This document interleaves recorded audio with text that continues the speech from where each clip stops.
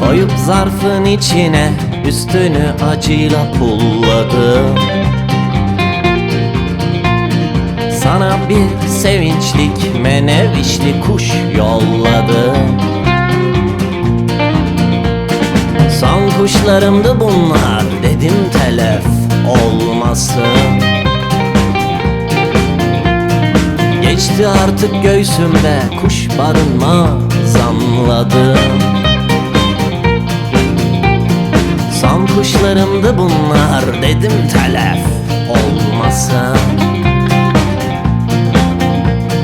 Geçti artık göğsümde kuş barınmaz anladım.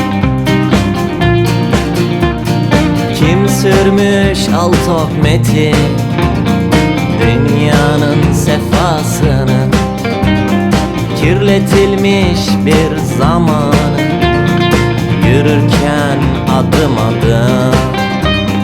Kim sürmüş al tohmetin dünyanın sefasını, kirletilmiş bir zamanı, yürürken adım adım.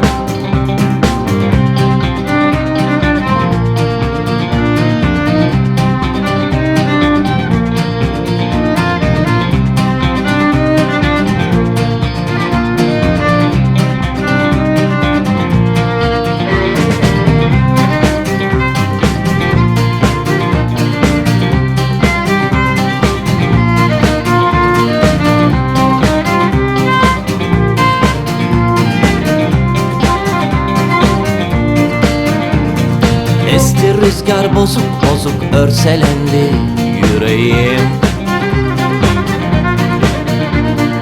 Eksik gedik nem varsa ezberden tamamladım.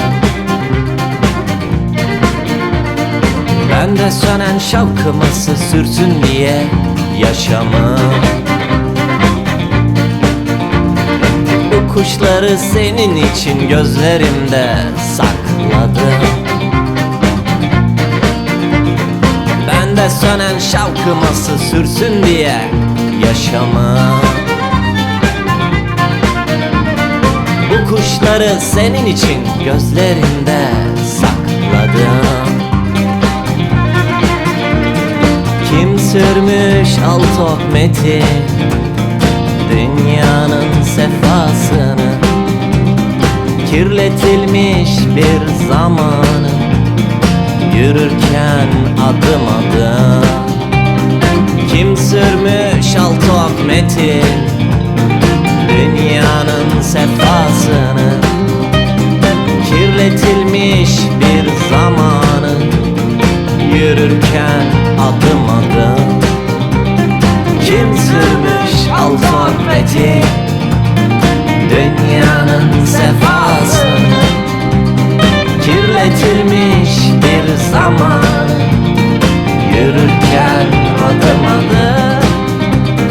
Kim sürmüş al tohmeti dünyanın sefasını, kirletilmiş bir zaman, yürürken